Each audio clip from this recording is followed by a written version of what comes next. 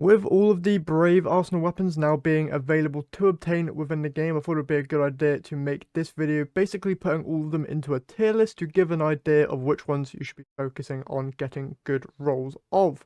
If you are a new or returning player, I would probably recommend getting pretty much all of them because they're all actually quite decent compared to some of the other weapons that you might have access to.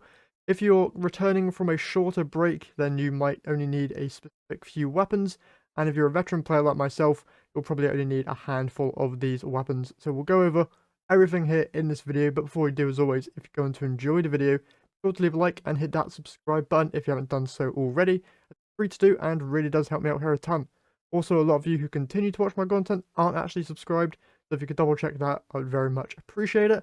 But with all that out of the way, let's just jump straight into it. So, going over to the tier list here, the first weapon on the list is Blast Furnace. Now, this is mainly going to be a PvE review, but I will throw in some PvP stuff when necessary. And for Blast Furnace, me personally, I'm probably going to put this one, let's put Blast Furnace in B. Yeah, we'll put them in B for now, because pulses in PvE, they aren't great, but they also aren't completely terrible in some situations. Blast Furnace can get kinetic tremors, and with it being a 4-round burst pulse rifle, you're able to proc that quite quickly, so it could be quite useful inside of high-end content. Moving on, we have Elsie's rifle. I'm going to put this one a little bit lower in terms of the PvE spectrum, because there's not many great perks on it, but in terms of PvP, I much prefer Elsie's rifle over Blast Furnace. It just feels more sticky to me. I do use a controller, so that might change depending on what input method you use. PvP wise, I'd recommend getting an Elsie's rifle. PvE wise though, probably would skip on this one. Next up here, we have Edge Transit, and this one's going to an immediate S tier because it's just so good. You'll be able to get Envious Assassin and Bait and Switch on this thing, alongside being able to enhance those two traits when the final shape comes out. Definitely a must-get weapon there. Moving on next, we have Falling Guillotine. Now this one I would recommend getting if you don't have a good sword, but I'm going to put it in the A tier because there's not a lot of encounters where swords are actually all that useful. There's mainly only two that I can think of, one being the Atrax encounter, which most people just use Parasite for now, and the other being Crota's End, but you can just use pretty much any sword that has some good damage perks on it, and you'll be perfectly fine. Now, Forbearance is next up. Me personally, I'm not a big fan of Waveframe grenade launchers, and they're getting a huge nerf in the final shape. Chris Proctor said on a podcast that chain reaction on special weapons is going to be getting a nerf, so that then they're able to implement chain reaction onto other types of weapons. So Forbearance, currently, very good weapon, but when the final shape comes out, it's going to be a lot weaker than it is in its current state.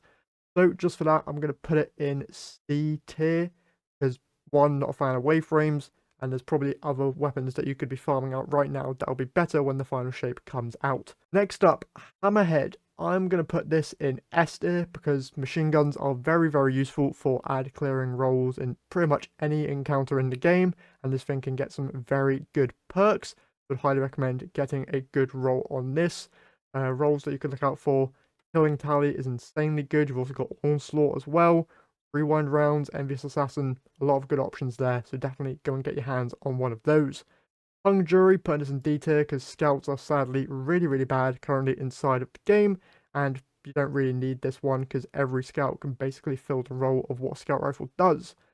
Now, Luna's Howl. I've been grinding this one out for the last couple of days and finally got the PvE god roll that I was looking for, and me personally, I'm going to put this up in S tier because this thing inside of PvE is disgustingly great.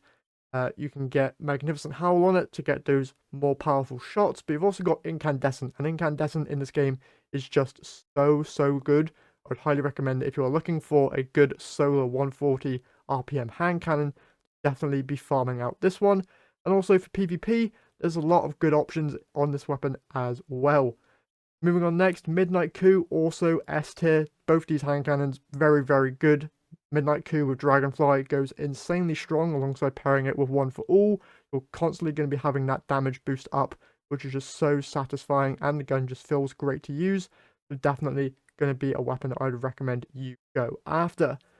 Mountaintop, on the other hand, this one very good, but I'm going to sadly have to put it in a tier below, going to put it in A tier, because although Mountaintop is great, most people seem to be using it mainly for its ability to launch you into the air, which is great for speed strats, but in terms of PvE, I'd probably only recommend a recombination roll so that you can nuke those chunkier targets, but in terms of like a DPS weapon, this one just doesn't have that same flair that it did back in the day with its auto-reloading potential with Well of Radiance. Still a good weapon though, and one that you should probably be getting, but there are better DPS options, like you have fusions are still very, very good options, and some other sniper rifles as well. Now we're going to get on to a hot one, this being the Recluse. Me personally, I have very good SMGs on me already. I have a Callus Mini Tool, which I'm in love with, and I'm going to say that if you already have an SMG that you like, you do not need to get the Recluse. But if you don't have a good SMG, the Recluse is a good enough option if you just want to get a quick one that won't require you to go and farm red borders. But it is still Recluse, doesn't have all that great perks. It's got destabilizing rounds, which is mid compared to stuff like Incandescent and Volt Shot. And then Master of Arms is nowhere near as good as it once was. So just for that, I'm probably going to put it in B tier. If you have a good SMG, you don't need this weapon, but if you're lacking in the SMG department, this one is not too terrible of a pickup. And finally here, we have the Deepstone Crypt Sniper that I am struggling to remember the name of. I'm actually going to put this one in, let's put it in A tier, because snipers are pretty darn good right now in the current state of the game. And if you don't have a good one already, this one can get some pretty good perks on it. There are obviously better snipers. I believe that the Last Wish raid sniper is one that I use a lot. If you are able to farm out the red borders for that, I'd recommend getting that. But if you can't, then this one is a good option to go and farm out. And yeah, that's the tier list for all the weapons from the Brave arsenal after farming them out and using them all. So best of luck in farming out all of the roles that you are after. If you're looking for a particular weapon role or wondering what roles certain weapons have, I do have breakdowns of pretty much most of the main weapons in this arsenal on my channel. You can go and find those if you would like to. But that's all I have for you guys today. So if you've enjoyed, as always, leave a like, subscribe, and I'll catch you guys in the next one.